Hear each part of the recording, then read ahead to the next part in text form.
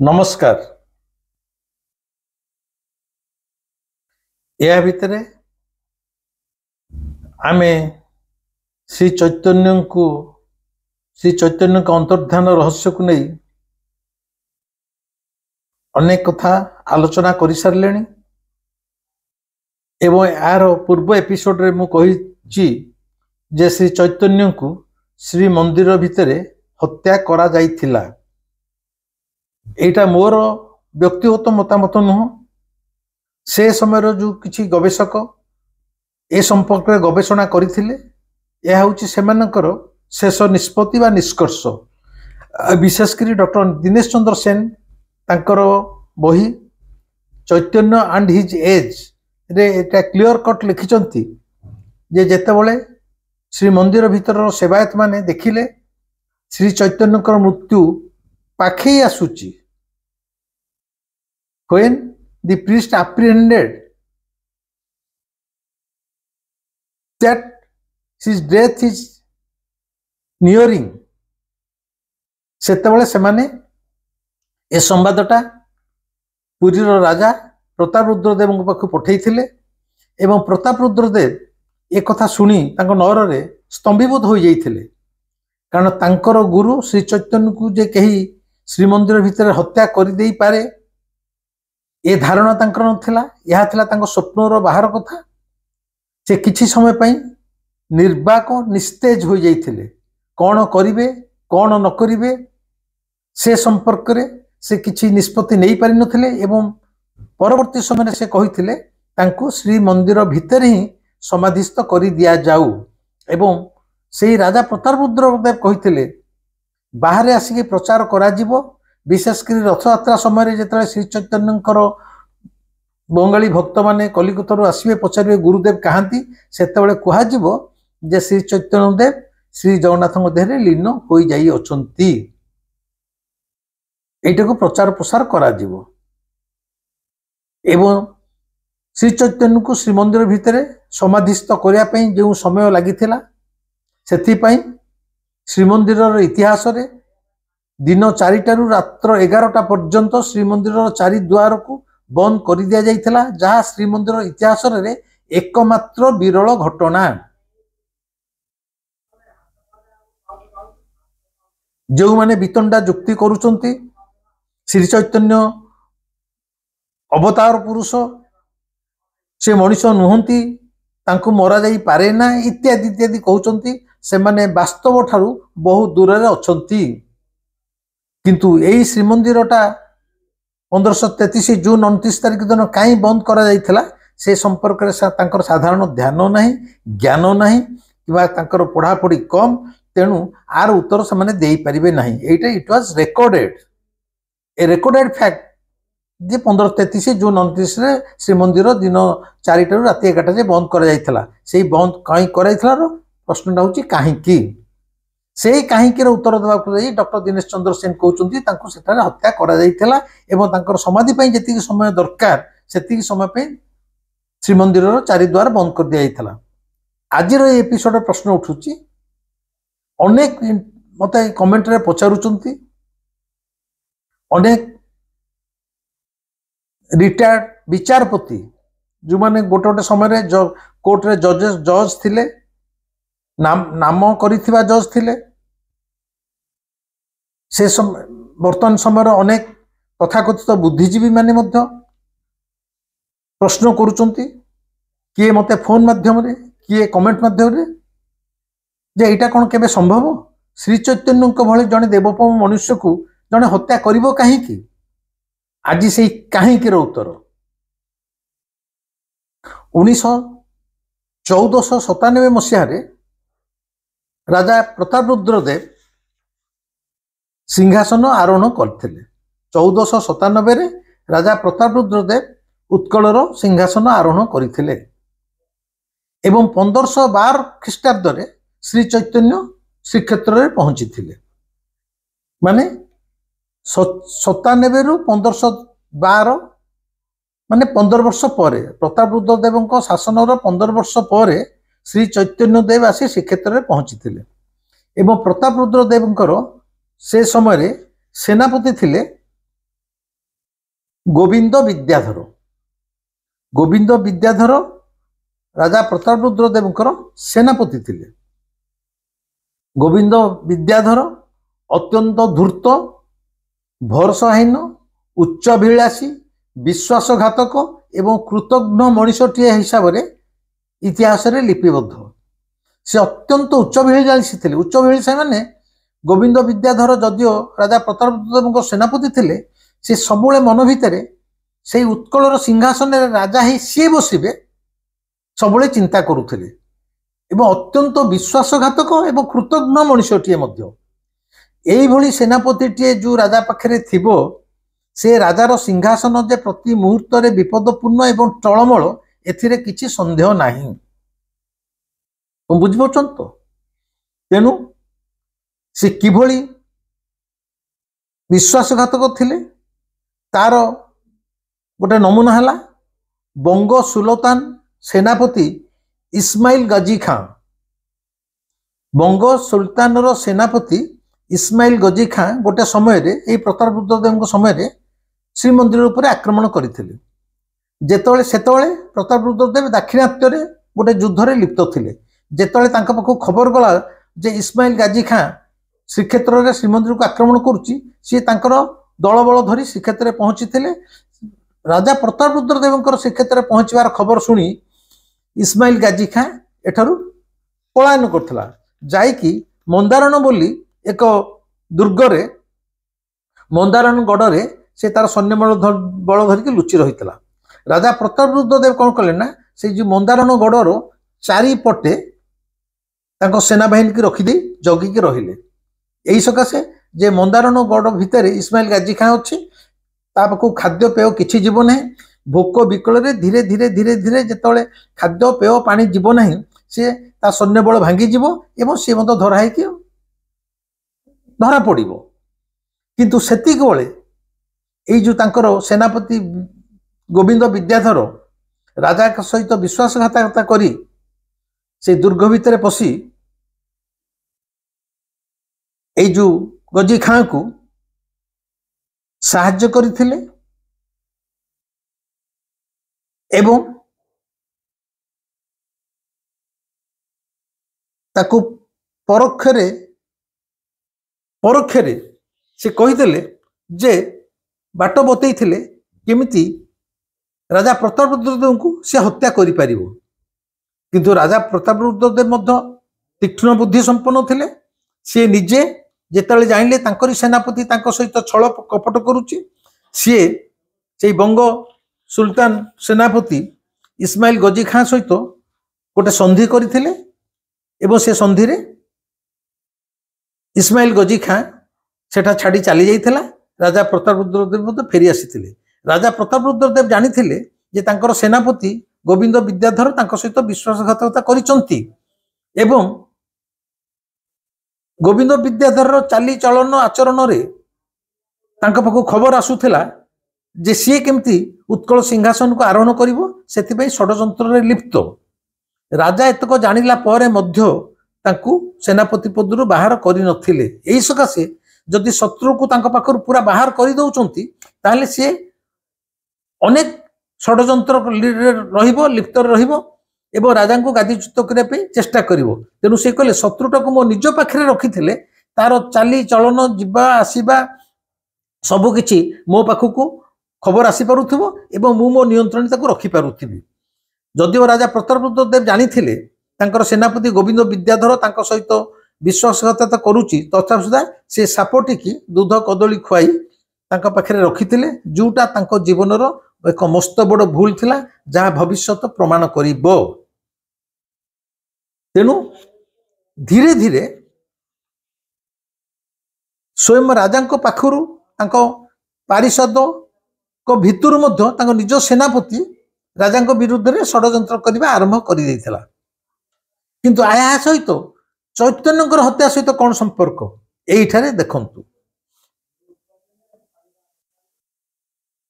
1497ରେ ପ୍ରତାପରୁଦ୍ର ଦେବ ସିଂହାସନ ଆରୋହଣ କଲେ ଏବଂ 1512ରେ ଶ୍ରୀ ଚୈତନ୍ୟ ଆସିକି ପହଞ୍ଚିଛନ୍ତି କୋଉଠି?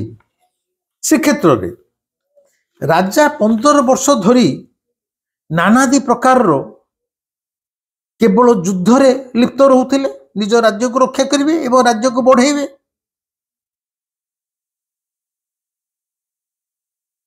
श्री चैतन्य श्रीक्षेत्र पहुंचला बेलू 15 वर्ष धरी केवल राजा प्रतापरुद्र देव युद्ध रक्तपात संधि विजय पराजयर तिक्त मधुर अनुभूति नहीं क्लांत श्रांत ताका मनरे असुमारी प्रश्न साम्राज्य कौन गोटे सम्राटर जीवनर चरम एवं परम उद्देश्य तार श्रेय और प्रेय सम्राटर कौन किसी व्यक्तिगत जीवन नहीं तार कौन किसी जिज्ञासा नहीं तार स्वधर्म कौन केवल युद्ध युद्ध युद्ध क्यों ये साम्राज्य इतिहास रे अगणित साम्राज्य लक्ष लक्ष जीवन को धूलिसात करी माटी रे मिसई देछि सबु साम्राज्य सम्राटर हाथ मुठारे रही केवल मुठाए रक्त भिजा धूली तापरे एई भली मानसिक अंतर्द्वंद्व नीति प्रतिदिन जली जाउथिले सम्राट प्रतापरुद्र देव ठीक एतिकी बेले चंदनर शीतलता परी शीत दिनर ठंडा पवन परी देवोपम देवपुरुष श्री चैतन्यंकर आविर्भाव हुए श्रीक्षेत्र माटी रे 1512 मसीह श्री चैतन्यंकर रूप गुण धर्म आदर्श सर्वोपरि कृष्ण प्रेम रे प्लावित समग्र उत्कलवासी जेतेबेले नाची उठुथिले सेतिकी बेले राजा प्रतापरुद्र देव मध्य केते दिन चुपचाप तांको राजनगर रे बसी रही पारि थांते पुणी एक अनागत युद्धर अपेक्षा रे समयर अवलीला क्रमे राजा प्रतापरुद्र देव आसी पहुंची श्री चैतन्य पाखे एवं तांकर शिष्यत्व ग्रहण करिसंती श्री चैतन्य देव राजा प्रतापरुद्र देवंकर दीक्षा गुरु होइचंती मंत्र दीक्षा गुरु होइचंती एवं एई राजा प्रतापरुद्र देव श्री चैतन्यंकर शिष्यत्व नेला परे चैतन्य चरित्रामृत रे लिखा जाइछि चैतन्य चरित्रामृत को कहा जाए श्री चैतन्य को संपर्क में सबुठ ऑथेंटिक डॉक्यूमेंट बा लिटरेचर एडे मोटा बही बेंगली रे से कौन कहूँ राजा कौन कहते यहाँ लिखाई चैतन्य चरित्रामृत रे प्रभु कृपा बिना मोरे राज्य नहीं भाय जदि मोरे कृपा ना करिबे गौरहरी राज्य छाड़ी जोगी हुई होइबो भिकारी प्रभु कृपा बिना मोरे राज्य नहीं भाई जदि प्रभु माने श्री चैतन्य जदि मो प्रति कृपा न करिबे मोर ए राज्य प्रति किसी लोभ नहीं आसक्ति नहीं जदि मोरे कृपा ना करिबे गौरहरी माने चैतन्य मो प्रति जदि कृपा न करिबे ताले मु राज्य छाड़ी जोगी ही चली जीवी राज्य छाड़ी जोगी होइबो भिकारी कि प्रतापरुद्र देव कहउचंती एटा चैतन्य चरित्रामृत रे लिखाई। अच्छा श्री चैतन्य को हत्या संपर्क रे जो सब अनेक कारण अच्छी राजनैतिक शासनगत आध्यात्मिक अनेक कारण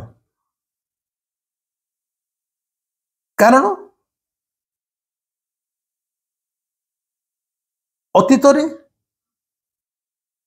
आमे भाविबा जो माने ईश्वरंकर अवतार कहतु किंबा ऐश्वर्य महिमा युक्त देवपुरुष माने जन्मग्रहण करछंती से जीशु ख्रीष्ट हूँ श्रीकृष्ण हूँ बुद्ध हूँ मीरा हूँ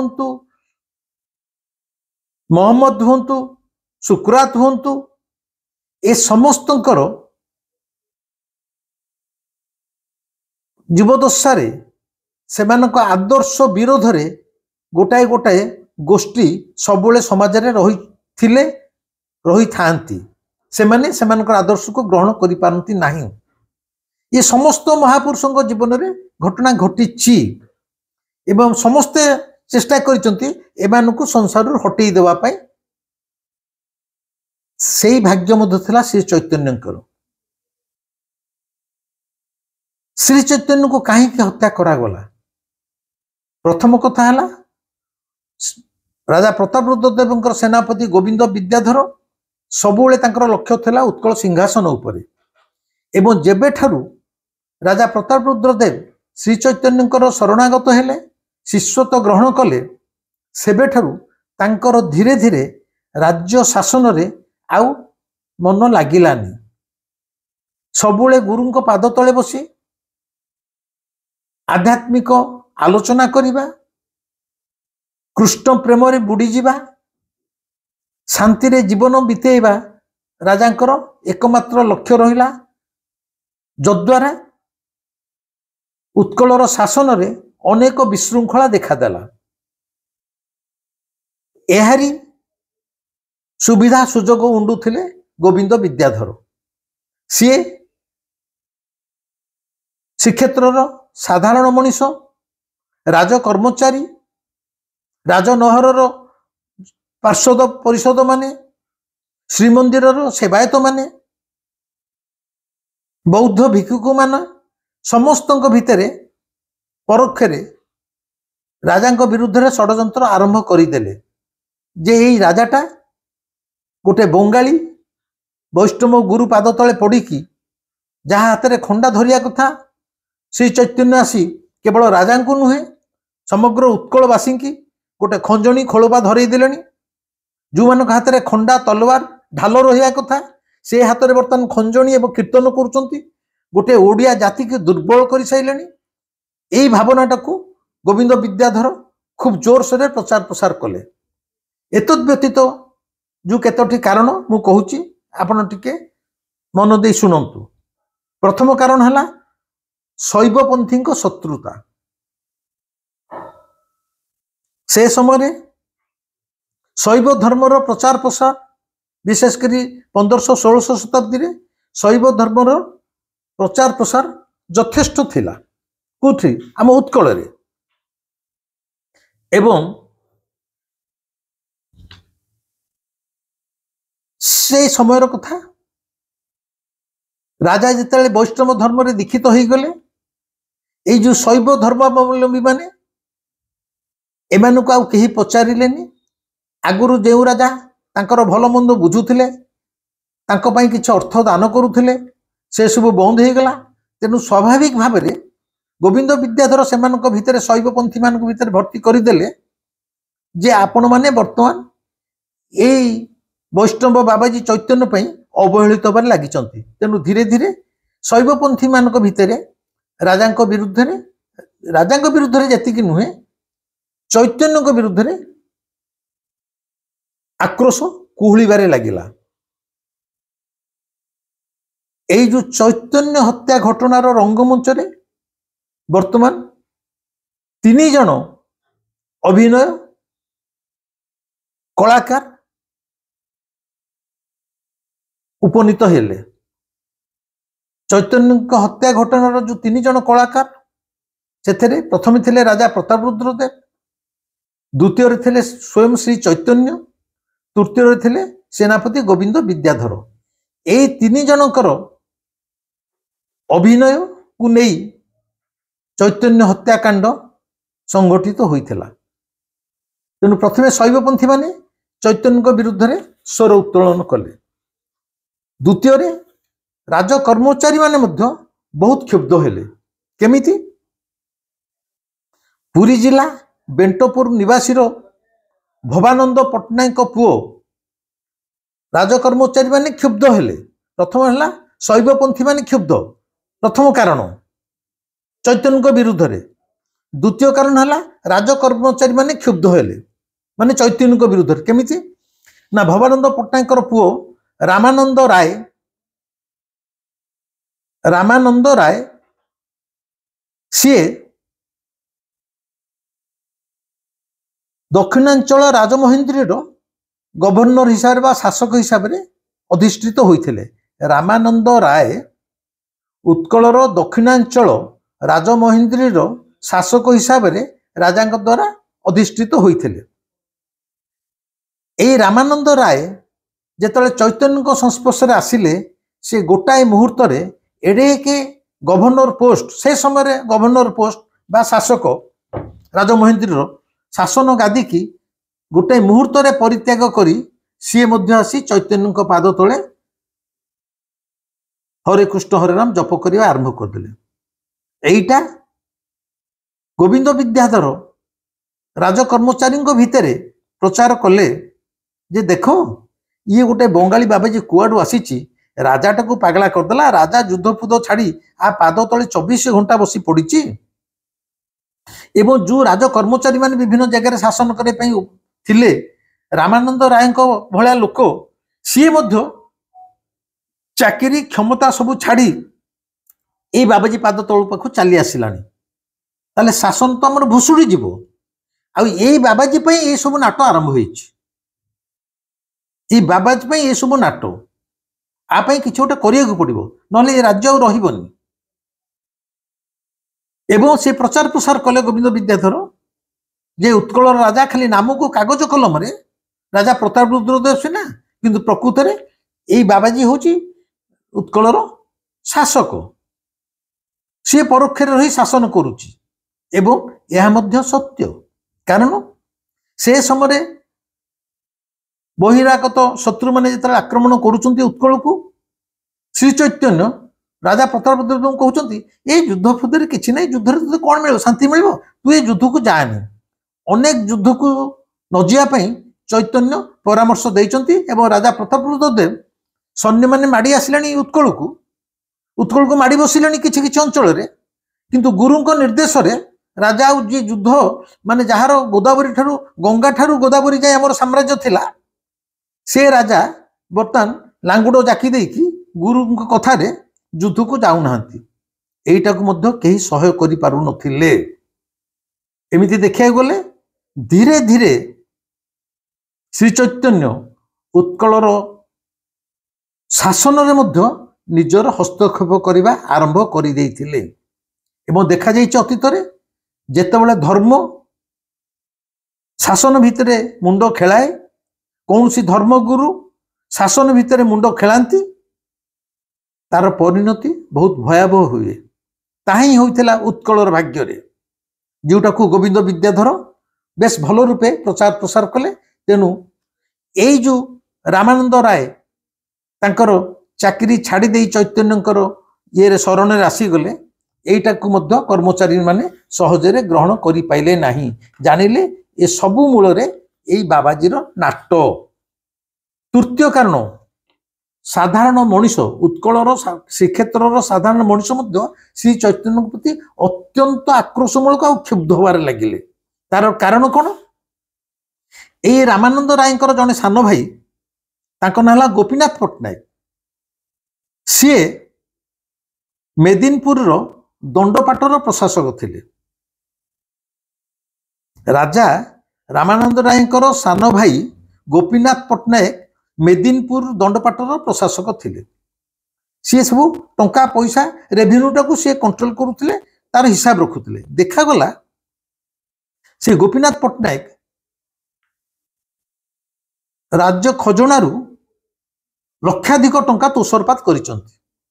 ଯେତେବେଳେ ସେଇଟା ଜଣା ପଡ଼ିଲା, ରାଜା କ୍ଷୁବ୍ଧ ହୋଇ ତାଙ୍କର ବିଚାର ହେଲା, ସେଇ ରାମାନନ୍ଦ ରାୟ ଯିଏ ତାଙ୍କର ଚାକିରି ଛାଡ଼ି ଦେଇକି ଆସି ଚୈତନ୍ୟ ପାଖରେ ଶିଷ୍ୟତ୍ୱ ନେଇଥିଲେ, ତାଙ୍କରି ସାନ ଭାଇ ଗୋପୀନାଥ ପଟ୍ଟନାୟକକୁ ଆଜୀବନ କାରାଦଣ୍ଡ ବା ମୃତ୍ୟୁଦଣ୍ଡରେ ଦଣ୍ଡିତ କଲେ ରାଜା ପ୍ରତାପରୁଦ୍ର ଦେବ। କାରଣ ସେ ଲକ୍ଷାଧିକ ଟଙ୍କା ତୋଷାରୋପ କରିଥିଲେ, ସେଇଟା ମଧ୍ୟ ପ୍ରମାଣ ସିଦ୍ଧ ହେଲା। ଏମାନେ ଥିଲେ 5 ଭାଇ। ରାମାନନ୍ଦ ରାୟ ଗୋପୀନାଥ ପଟ୍ଟନାୟକଙ୍କୁ ଛାଡ଼ିଲେ ଆହୁରି 3 ଭାଇ 5 ଭାଇ ଥିଲେ। ଇଏ 5 ଭାଇ ଯାକ ଶ୍ରୀ ଚୈତନ୍ୟଙ୍କର ଶିଷ୍ୟତ୍ୱ ଗ୍ରହଣ କରିଥିଲେ। ଇଏ 5 ଭାଇ ଯାକ ଏବଂ ତାଙ୍କର ପିତା ଜାଣିଲେ ମୋ ପୁଅକୁ ମୃତ୍ୟୁଦଣ୍ଡ ଦିଆ ସରିଲାଣି, ଏ ମରିଆଟା ସ୍ଥିର, କେମିତି ବଞ୍ଚିବେ? ଏମାନେ 5 ଜଣ ଯାଇକି ଯୋଉ କାଶୀ ମିଶ୍ରଙ୍କ ବଗିଚାରେ ଶ୍ରୀ ଚୈତନ୍ୟ ଗମ୍ଭୀରା ଭିତରେ ରହୁଥିଲେ, ଶ୍ରୀ ଚୈତନ୍ୟ ଯୋଉ ଘରେ ରହୁଥିଲେ ତାକୁ ଗମ୍ଭୀରା କହୁଥିଲା।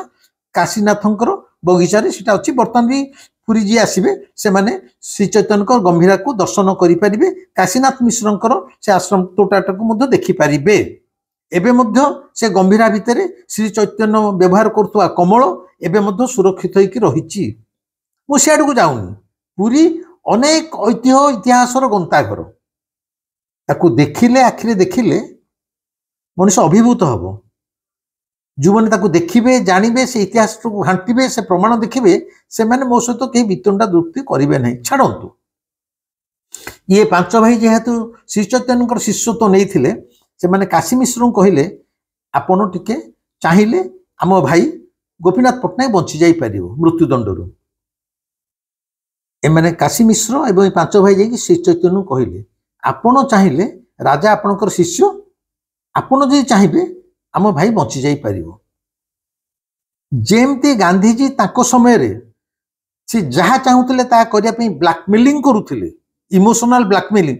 बुढ़ा उपवास बस जाऊला अनशन मोर ये कथा ना मु खाइबिनी मु 21 दिन उपवास कली 5 दिन उपवास कली। से समय जो नेता मैंने अरे बुढ़ाटा बेचारा न खाई न पाई उपवास कलानी सी जहाँ चाहूले ता कर दि जाऊला। गांधी तांकर जहाँ इच्छा ता हासिल करने गोटे उपवासर धमक सब दौले। That is a kind of blackmailing, emotional blackmailing. Likewise Chaitanya also adopted the same thing, emotional blackmailing. कौन काशी मिश्र चैतन्य पाखर खबर नहीं कि राजा प्रताप रुद्रदेव को जाई कहले जे प्रभु चैतन्य कहते आ श्रीक्षेत्र रही। राजा माने जे चैतन्य को प्राण भारी भल पाँच श्रद्धा भक्ति करुँच एक गुरु पाई माने जीवन धन्य हो जाइए। गुरुदेव रही श्रीक्षेत्र कहीं कौन है ना ना सी कहते ना सब ठीक ठाक किसी चलनी रही पलैबे ना फिर से केमी कौन रे उपाय कर बिना मुझे बची पारि। राजा कहते काशी मिश्र कहते आप जो गोपीनाथ पट्टनायक को मृत्युदंड दंडित करी रक्षा कर मुक्त करदे ताहले चैतन्य बोधे श्रीक्षेत्र रे। कारण गोपीनाथ पट्टनायक चैतन्य शिष्य आपणकर गुरु भाई। गुरुदेव श्रीक्षेत्र छाड़ी चली जाए एक शुणिला मात्रे राजा प्रताप रुद्रदेव ऑर्डर देले जे ना गोपीनाथ पट्टनायक को दंड मुक्त करागला। माने सी मृत्युदंड दिजावनी खाली दंड मुक्त करागलानी। जो सीट रे बसिकी सी लक्ष लक्ष टंका तुषारपात करथिले सेई आसन को फेरी नियागला। माने सी जो आसन रु टंका खाइकी मृत्युदंड पाइथिले सेई आसन रे तांको पुणी थरे अधिष्ठित करई दियागला। एइटा जानिला परे पूरी सहर लोके नाही नथिबा रागी गले, राज कर्मचारी माने नाही नथिबा रागी गले जे एई बदमाश बाबाजी चैतन्य बाबाजी पाई गोटे लोक दुर्नीति कला। दुर्नीति करिकी टंका खाइला ताको मृत्युदंड दियागला। अथच यही भली गोटे दुर्नीतिग्रस्त लोक को चैतन्य कथार राजा दंडमुक्त करदेले। जी बोली से रागिबो।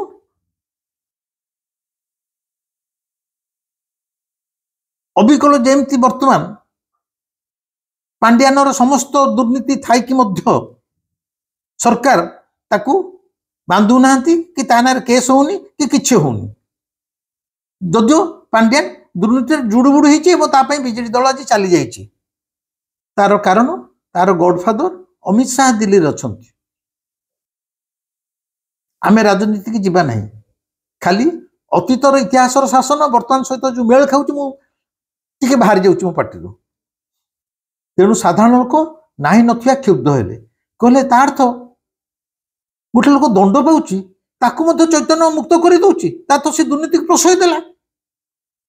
यार सुजोग नहीं गोविंद विद्याधर लोक कहले देखिल तो प्रथमे शैव मान प्रति जहाँ घृणा भाव सृष्टि करागला यही कला।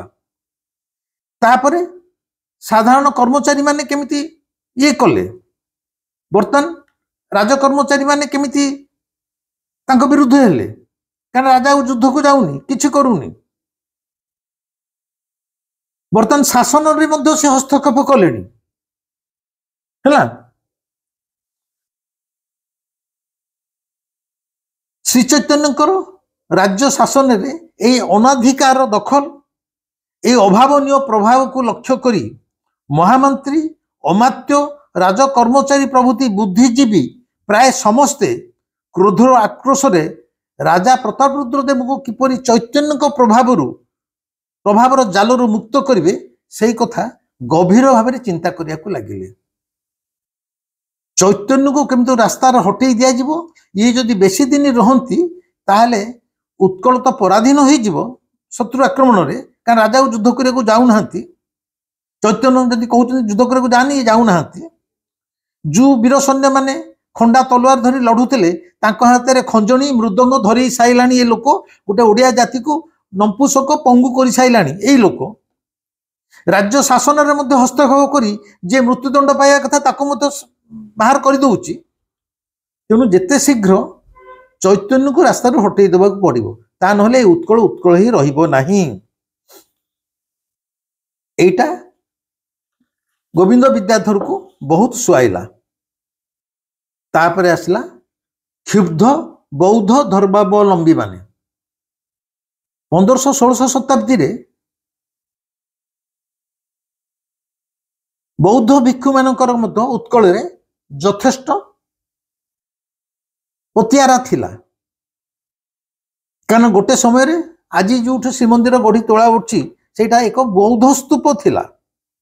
कालक्रमे जेतले वैष्णव धर्मर प्रचार प्रसार आरंभ होला शंकराचार्य आसीचंती से धीरे धीरे बौद्ध मानू विदा करी वैष्णव धर्मर प्रचार प्रसार करिचंती एवं श्रीमंदिर रत्न सिंहासन उपरे श्री जगन्नाथ को प्रतिष्ठित करथिले।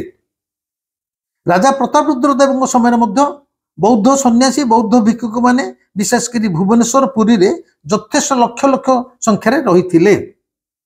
चैतन्य देव आसवा पूर्व राजा बौद्ध भिक्षुक मानक श्रद्धा सम्मान करुथिले रहिबा खाद्य पेय सबुर व्यवस्था राजकोषरु करुथिले किंतु चैतन्य देव जेबेठु आसिले एई बौद्ध भिक्षुक माने अवहेलित हबारे लागिले।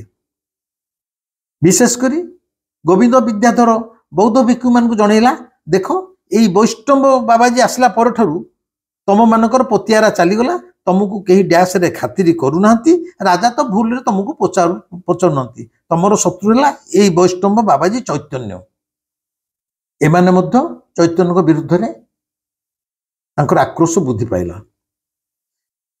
सबुठ बड़ कथा है राजा प्रतापरुद्रदेव जे राणी थिले ना पद्मावती पद्मावती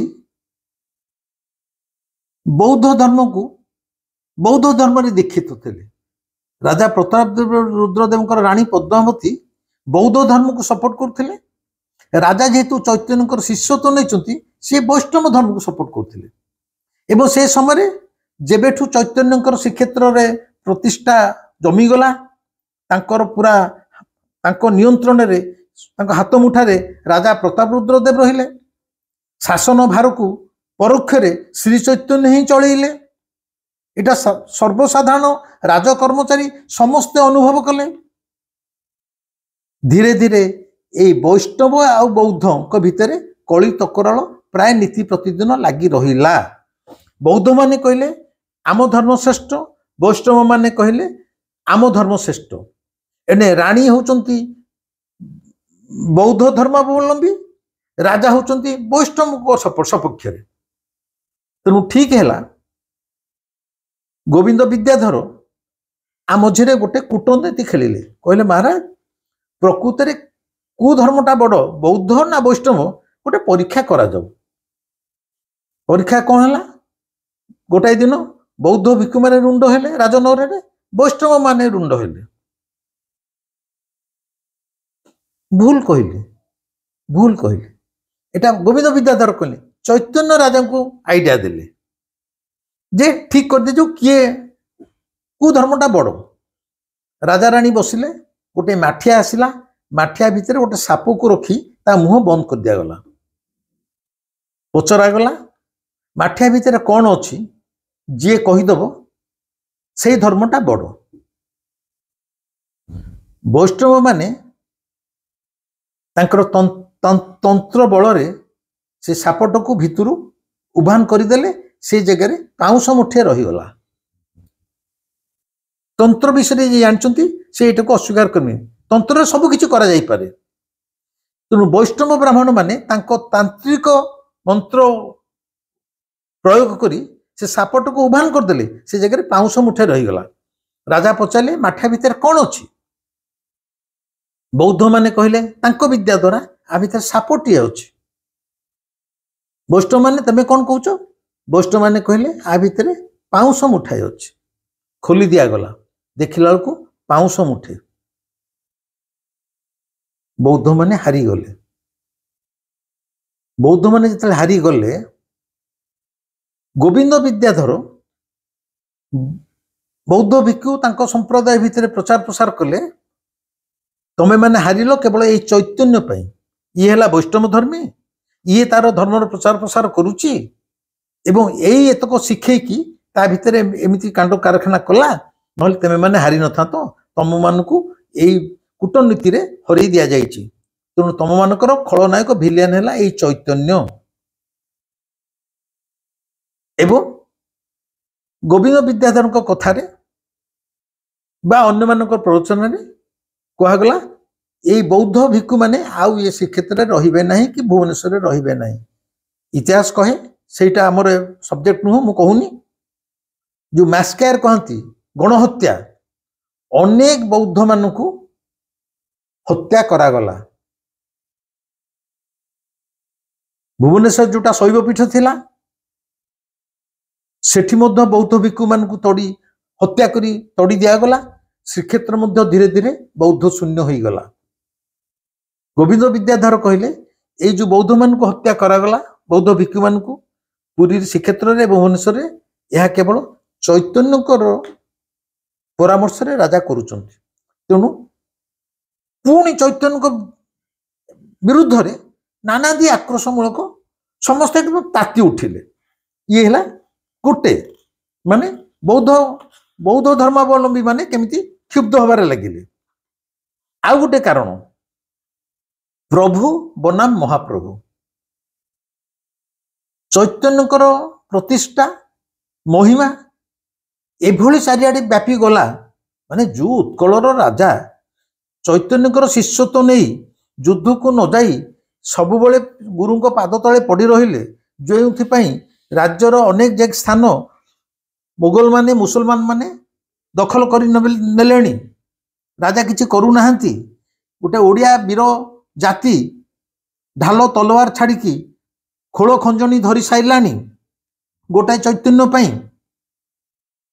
एवं सबु क्षेत्र रे चैतन्यकर हस्तक्षेप राजकार्य रे शासन रे मंदिर रे सबुथेरे लोक माने तो रागिकी क्रोध रे ताती थांती सेथेरे मध्य नियारे घिओ ढालू थाए गोविंद विद्याधर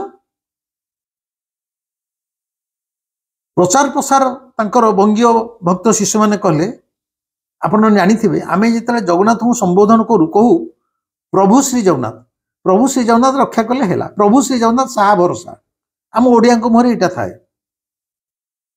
किंतु श्री चैतन्य नाम पूर्व महाप्रभु जोड़ी दिगला महाप्रभु श्री चैतन्य आपड़ जदि कौन सी बंगाली बही देखिए श्री चैतन्य हो बेंगली भक्त मानकर हो बंगीय भक्त मानकर हो देखिए कि आमर वैष्णव भक्त मान जो मैंने श्री चैतन्य शिष्य से कहे महाप्रभु श्री चैतन्य यही गोटे द्वंद्व सृष्टि करागला जे चैतन्य होचंती महाप्रभु जगन्नाथ होचंती प्रभु श्री चैतन्य होचंती सचल जगन्नाथ एटा प्रचार प्रसार करागला तांका भक्त मानक द्वारा श्री चैतन्य होचंती सचल जगन्नाथ आम जगन्नाथ होचंती अचल जगन्नाथ काठर मूर्ति से चली पारुनी किंतु स्वयं सचल जगन्नाथ होचंती श्री चैतन्य तेणु देखागला श्रीक्षेत्र को बाहर जेते भक्त माने आसिले बेंगली भक्त माने आसिले वैष्णव भक्त आसिले केही आ मंदिर को गलेनी अचल जगन्नाथ तो देखो किए जीव एटा 1500-1600 शताब्दी कथा एटा मोर गुली गप नुह मंदिर भितर को दर्शनार्थी संख्या कमी कमी गला समस्ते धाइले काशी मिश्र तोटारे गंभीरा भितर रही श्री चैतन्य को दर्शन करने चैतन्य भागवत कौन लिखा है? महानंदे सर्वलोके जय जय बोले आईला सचल जगन्नाथ नीलाचले। माने जो चैतन्य आसी महानंदे महानंदरे सर्वलोके जय जय बोले आईला सचल जगन्नाथ नीलाचले। यहाँ चैतन्य भागवत लिखाई। राजा कहे सबे जगन्नाथ ना देखिया चैतन्य रे बासार आगे चलिलो जाइया। यहाँ चैतन्य चरित्रामृत लिखाई। राजा कहते जगन्नाथ को देखा कहीं जाऊना, समस्ते चैतन्य को देखा जाऊँच। चैतन्य हेले सचल जगन्नाथ, जगन्नाथ हेले अचल जगन्नाथ। चैतन्य हेले महाप्रभु, ये हेले जगन्नाथ हेले प्रभु। पाठ माने बुझी पड़छन तो? चैतन्य नीलाचल रे धीरे धीरे क्रमश जगन्नाथ ठारू जे अधिक महिमा संपन्न होई उठुथिले, एटा कौन नीलाचलवासी माने श्रीक्षेत्रवासी माने सहयोग करि पारि थांते? देखागला धीरे धीरे जगन्नाथ गौण हो जाउछंती। चैतन्यकर महिमा आउरी बढ़ी बढ़ी लगुची, मंदिर को कहीं आसुना।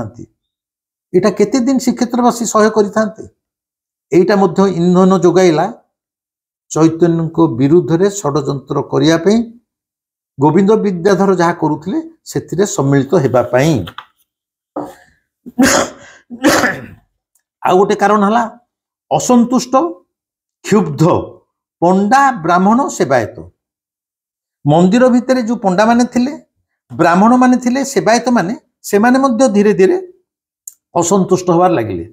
चैतन्य आसिया पूर्व राजा प्रतापरुद्रदेव साधारणतः अधिकांश दिन श्रीमंदिर को जाती, जगन्नाथ को दर्शन करती। ये पंडा सेवायत ब्राह्मण मान भल मुंद बुझती, से भल रे से राजकोषर अर्थ दान करती एवं से श्रद्धा भक्ति सम्मान दियंती। राजा चैतन्य आसवा पर राजा श्रीमंदिर जीवा प्रायतः बंद हो गला। सी केवल चैतन्य पाखे पड़ी रहिले। ता द्वारा है कौन, पंडा सेवायत ब्राह्मण माने जो दी पैसा राजा पाऊले से भी बंद हो गला। दर्शनार्थी मैंने जिते मंदिर को आसिले रोजगार कमीगला। गोविंद विद्याधर कहले बाबूरे तेमे केते दिन एम देखली असंतुष्ट होथो? अरे जो लोकटा तुम रोजगार बंद, जो लोकटा तुम राजा तुमको बासी रे पचारूनी, से लोकटा को हटेयर व्यवस्था कर। घरे बसी कांदिले कौन हम? ये जो पंडा ब्राह्मण सेवायत माने ए माने दिन को दिन नाही नथिबा क्षुब्ध होबार लगिले। काहा उपरे? चैतन्य उपरे। एवं देखागला धीरे धीरे आमर जो उत्कल बोली जो साम्राज्य थिला तार मध्य पतन होबार लगिला। कारण राजा एतरे युद्ध को गलेनी, उत्कल खंडे खंडे विदेशी आक्रमण द्वारा पराधीन को चलीगला। साम्राज्यर पतन मध्य हेला। जो माने एटा यूट्यूब रे मु कहूची, संक्षिप्त रे कहूची, टिकनिक डिटेल जाने को चाहूचंती से माने मोर ओडिया रे बही से केउठी किणी की पढ़ंतु, तापरे जानिबे प्रकृत रे चैतन्य को जो हत्याकार होला ता पाथरे युक्तियुक्त युक्ति थिला ना नथिला। मोटामोटी मु कहया को चाहूची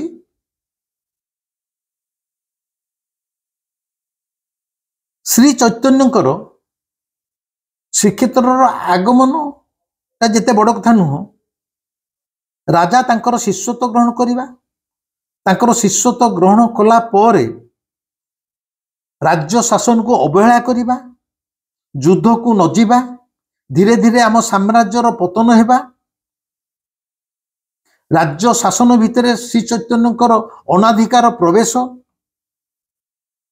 मृत्युदंड पाई एक दुर्नीतिग्रस्त राजकर्मचारी चैतन्य आदेश रे राजा ताको मुक्त करदेवा, शैवपंथी मानकर क्षुब्धता, ब्राह्मण पंडा सेवायत मानकर क्षुब्ध, श्री चैतन्य को सचल जगन्नाथ महाप्रभुर आख्या देकी आम श्री जगन्नाथ को गौण करदेवा,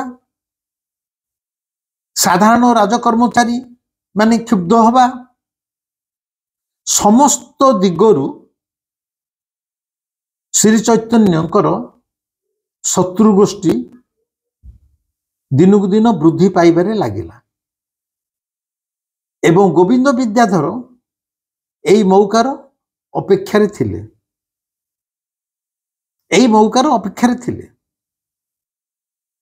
ତେଣୁ ସମଗ୍ର ଶ୍ରୀକ୍ଷେତ୍ରର ସାଧାରଣ ଲୋକ, ମନ୍ଦିରର ସେବାୟତ 2, ରାଜାଙ୍କର ନିଜ ରାଜ କର୍ମଚାରୀ 3, ଏଣେ ବୌଦ୍ଧମାନେ 4, ଶୈବପନ୍ଥୀ 5, ଏ ସବୁ ଗୋଷ୍ଠୀଙ୍କୁ ଏକାଠି କରି ଚୈତନ୍ୟଙ୍କ ବିରୁଦ୍ଧରେ ଷଡ଼ଯନ୍ତ୍ର ଆରମ୍ଭ କଲେ ଏବଂ ସମସ୍ତେ ଏମିତି ଦେଖିଲେ ଶ୍ରୀକ୍ଷେତ୍ରର ସବୁ ବର୍ଗର ଲୋକମାନଙ୍କର ହୃଦବୋଧ ହେଲା ଏବଂ ଏ ହୃଦବୋଧକୁ ପ୍ରମାଣ ସିଦ୍ଧ କରି ଗୋବିନ୍ଦ ବିଦ୍ୟାଧର ତାଙ୍କ ମନ ଭିତରେ ଭର୍ତ୍ତି କରିଦେଲେ।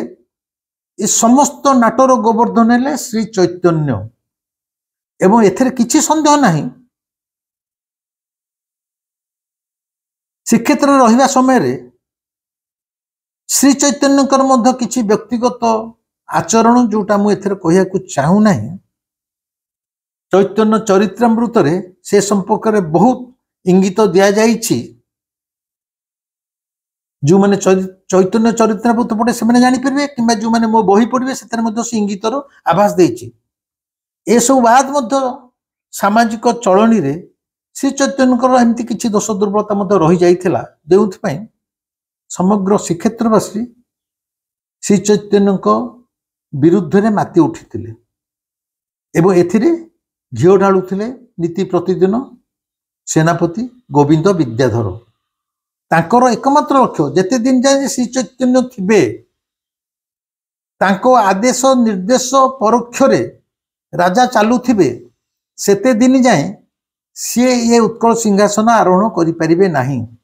ଯଦି ଥରେ ଶ୍ରୀ ଚୈତନ୍ୟକୁ ରାସ୍ତାରୁ ହଟେଇ ଦିଆଯାଇପାରିବ, ତାହେଲେ ଗୋବିନ୍ଦ ବିଦ୍ୟାଧର ଭାବିଲେ ଏ ଉତ୍କଳ ସିଂହାସନକୁ ପ୍ରତାପରୁଦ୍ର ଦେବଙ୍କୁ ହତ୍ୟା କରି ହଉ ବା ଯାହା କରିକି ହଉ ଏ ସିଂହାସନ ଆରୋହଣ କରିବା ପାଇଁ ମୋ ରାସ୍ତାରେ ଆଉ କୌଣସି କଣ୍ଟା ନଥିବ। ଗୋବିନ୍ଦ ବିଦ୍ୟାଧରଙ୍କର ସମ୍ପୂର୍ଣ୍ଣ ଉପଲବ୍ଧି ହେଲା ତାଙ୍କର ସିଂହାସନ ଆରୋହଣ କରିବା ପଥରେ ଶ୍ରୀ ଚୈତନ୍ୟ ହେଉଛନ୍ତି ଏକମାତ୍ର କଣ୍ଟା। ଏ କଣ୍ଟାକୁ ଯେତେବେଳେ ହଟେଇ ଦିଆଯିବ ହୁଏତ ମୋ ସ୍ୱପ୍ନ ସାକାର ହେବ। ତେଣୁ ଗୋବିନ୍ଦ ବିଦ୍ୟାଧର ଶ୍ରୀ ଚୈତନ୍ୟକୁ କେମିତି ତାଙ୍କ ରାସ୍ତାରୁ ସବୁଦିନ ପାଇଁ ହଟେଇ ଦେବେ ଷଡ଼ଯନ୍ତ୍ର ଆରମ୍ଭ କରିଦେଲେ। ଏଥରକ ଆରମ୍ଭ ହେଲା ଷଡ଼ଯନ୍ତ୍ରର ଜାଲ। ଏ ଭିଡ଼ିଓଟି ଆଜି ଏଇଠି ରହିଲା। ଶ୍ରୀ ଚୈତନ୍ୟକୁ କାହିଁକି ହତ୍ୟା କରାଗଲା ଏବଂ ସେଥିପାଇଁ କାରଣ କ'ଣ ଥିଲା, ଏ ସମସ୍ତ କାରଣ ଗୁଡ଼ିକ ମୁଁ କହିଲି। ଆପଣ ଥରେ ନୁହଁ ଦିଥର ଏ ଭିଡ଼ିଓଟିକି ଦେଖିବେ, ଗୋଟି ଗୋଟିକି ଭାବିବେ ହେଲା। ଏଇ ସବୁ ଗୁଡ଼ିକ କାରଣ ଥିଲା। ତାପରେ ସେ ଷଡ଼ଯନ୍ତ୍ର କିଭଳି କରାଗଲା ଏବଂ ସେ ଷଡ଼ଯନ୍ତ୍ରର ଜାଲରେ କିଭଳି ଶ୍ରୀ ଚୈତନ୍ୟ ବଳି ପଡ଼ିଲେ ସେ କଥା ଆର ପରବର୍ତ୍ତୀ ଅଧ୍ୟାୟରେ। ଆଉ ଯେଉଁମାନେ କହୁଛନ୍ତି କମେଣ୍ଟରେ ପଠଉଛନ୍ତି ଶ୍ରୀ ଚୈତନ୍ୟଙ୍କ ଭଳିଆ ଭକ୍ତ ଶ୍ରୀ ଜଗନ୍ନାଥଙ୍କ ଆଗରେ ହତ୍ୟା କରାଗଲେ ଜଗନ୍ନାଥ କରୁଥିଲେ କ'ଣ, ଆଙ୍କୁ କ'ଣ ହତ୍ୟା କରାଯାଇପାରେ, ତାହେଲେ ଇଏ କ'ଣ ଠାକୁର, ଇଏ ଭକ୍ତ ତାଙ୍କ ଆଗରେ ଭକ୍ତକୁ ମାରି ଦିଆଯାଉଛି। ଜଗନ୍ନାଥ କିଏ ଆପଣମାନଙ୍କର ସୀମିତ ଜ୍ଞାନରେ ଆପଣ ତାଙ୍କୁ ଅନୁମାନ କରନ୍ତୁ ନାହିଁ। ଆପଣଙ୍କ ଆଗରେ ଯିଏ ଭକ୍ତ ହେଇପାରେ, ଜଗନ୍ନାଥଙ୍କ ଦୃଷ୍ଟିରେ ସେ ଯେ ଭକ୍ତ କି ଭକ୍ତ ନୁହଁ ସେ କଥା ଆମେ କହିପାରିବା ନାହିଁ। ଏବଂ ଗୀତାରେ ମଧ୍ୟ କର୍ମଯୋଗରେ କୁହାଯାଇଛି ଯିଏ ଯେଉଁଭଳି କର୍ମ କରିବ ତାର ଅବଶ୍ୟ ଫଳ ସେ ପାଇବ। ତେଣୁ ଜଗନ୍ନାଥଙ୍କୁ କାହିଁ ରକ୍ଷା କଲେନି କି ନାହିଁ ତାକୁ ଆମେ କହିବୁ କିଏ? ତମ ଯଦି ଆପଣମାନେ ଯଦି ଭାବୁଛନ୍ତି ଜଗନ୍ନାଥ କିଛି ନୁହଁ ସେ ତ କାହାକୁ ରକ୍ଷା କରିପାରୁନାହାନ୍ତି ଆମେ ତାଙ୍କୁ କାହିଁକି ପୂଜା କରିବା, ନ କର। କି ଜଗନ୍ନାଥ ଅତି ଦୁର୍ବଳ, ହଁ ଦୁର୍ବଳ କ'ଣ ଅଛି, ତା ଦ୍ୱାରା ଜଗନ୍ନାଥଙ୍କର ମହିମା କିଛି କମିବନି। ଆଜି ସେ ସଚଳ ଜଗନ୍ନାଥ ଶ୍ରୀ ଚୈତନ୍ୟ ନାହାନ୍ତି, କିନ୍ତୁ ଆମର ଅଚଳ ଜଗନ୍ନାଥ ଶ୍ରୀକ୍ଷେତ୍ରରେ ଅଛନ୍ତି। ମହାପ୍ରଭୁ ଶ୍ରୀ ଚୈତନ୍ୟ ଆଜି ସଂସାରରେ ନାହାନ୍ତି, ଆମର ପ୍ରଭୁ ଶ୍ରୀ ଜଗନ୍ନାଥ ସଂସାରରେ ଅଛନ୍ତି। ତେଣୁ ଜଗନ୍ନାଥଙ୍କୁ ଜାଣିବାକୁ ଗଲେ ଏଇ ଗୋଟେ ଯୋଡ଼େ ବହି ପଢ଼ିଦେଲେ ହବନି ଭାଇ। You have to be a realized person. A God realized person can only say who is Jagannath. ଏ ସାଧାରଣ ସୀମିତ ବୁଦ୍ଧିରେ ଜଗନ୍ନାଥଙ୍କୁ ଆକଳନ କରିହେବନି। ଛାଡ଼ନ୍ତୁ, ଏ ଭିଡ଼ିଓଟି ଏଇଠି ରହିଲା। ए भिडियोटी केमिति लागिला मते जणैबे। जणे जणे कहउचंती वीडियो बहुत लंबा हो जाउची, आपण बहुत कथा फेणई की कहउचंती। 600 वर्ष तलर इतिहास जनकू एडे के देवोपम पुरुष को हत्या कराई, ताकू कौन मु माने ये मैगी नूडल्स होती कड़े पड़ो बाहर आप खाईदेवे। जो मान को भल न लगुच से मैंने आदौ मो वक्तव्य शुणुनी देखुनी, मु कहूनी मो कथा शुणु बोली। जहाँ को भल न लगुच से मो चैनल को भी सब्सक्राइब करतुनी। आपणकर सब्सक्राइब करंतु न करंतु सहित मोर संपर्क ना। मु जेतिक दिन बंची मोर सीमित ज्ञान में मुझे जानी आपको जनाऊँ। जहाँ को भल लगे से शुण न शुण। यार परवर्ती वीडियो में कहवा षड्यंत्र किभली करागला एवं केमिति तांको हत्या करागला। रहिले कमेंट रे जणेबे, लाइक करिवे, शेयर आपण आदौ करूना, शेयर करंतु, आपण जानंतु, आपणकर सांग साथी बंधु बांधव समस्ते जानतु। ये गोटे जानिबा कथा। खाली खाइबा पीबा झाड़ा जीवा छुआ जन्म करा मरी जा पे जीवन नुह। ये जीवन आमर साहित्य संस्कृति ऐतिह्य इतिहास को आम जानिबा। आम जगन्नाथ को आम केवल जानिबानी, आम हृदय भितर तांको जाबुड़ी धरिबा। शेयर भी करंतु। जार इच्छा हो से सब्सक्राइब करिवो। सब्सक्राइब करिया को मो काहा को बाध्य करू नाही। शेष थर पे कहूची टंका रोजगार करने पे मु ए चैनल खोली नाही। प्रभु मते बहुत देछि। रहिली नमस्कार। मो कथारे जो माने को आघात दउथो मु क्षमा मागी नउछि।